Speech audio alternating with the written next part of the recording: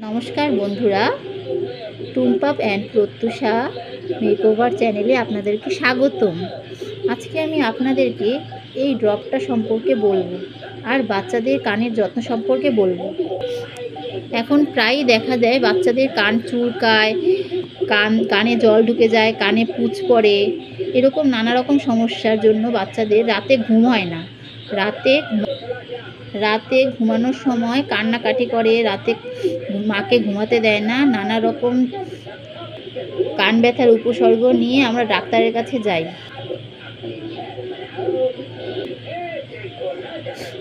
বাচ্চাদের কান ব্যথা হলে প্রথমে যে জিনিসটা করা যাবে না সেটা হচ্ছে বাচ্চাদের কানে কোনো রকম তেল ব্যবহার করা যাবে না।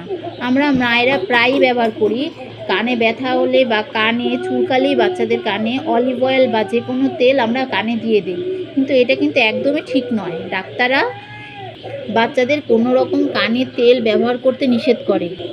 সাধারণত বাচ্চাদের কানে ময়লা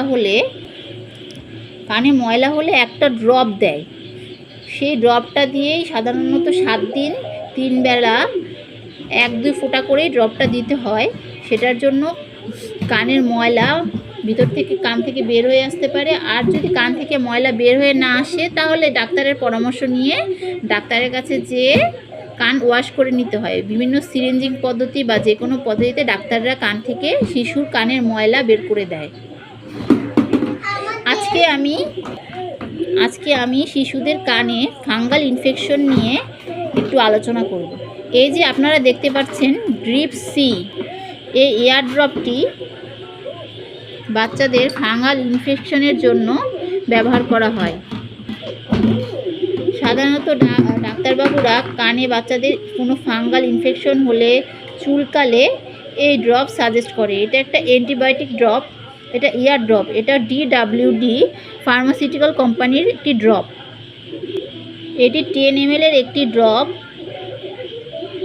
এই ড্রপটি ব্যবহার করলে বাচ্চাদের কানের ফাঙ্গাল ইনফেকশন, চুলকানি সহ নানা রকম সমস্যা, পুঁজ পড়া টড়া থেকে বাচ্চাদের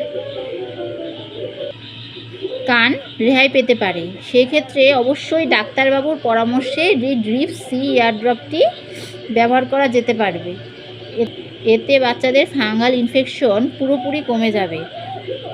সাধারণত 3 বেলা 1 ফোঁটা করে 2 কানে ড্রিপ সি ড্রপ দেওয়ার কথা বলে, কিন্তু ডাক্তারের পরামর্শ নিয়ে এই ড্রপটি ব্যবহার করতে হবে। নিজে নিজে বাচ্চার কানে এটা ব্যবহার করা যাবে না।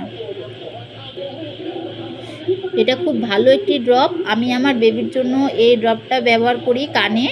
যখন ওর ইনফেকশন হয় তখনই ডাক্তারবাবু এই ড্রপটি সাজেস্ট করে। এটা খুব ভালো মানের ড্রপ, আমি ব্যবহার করে উপকার পেয়েছি।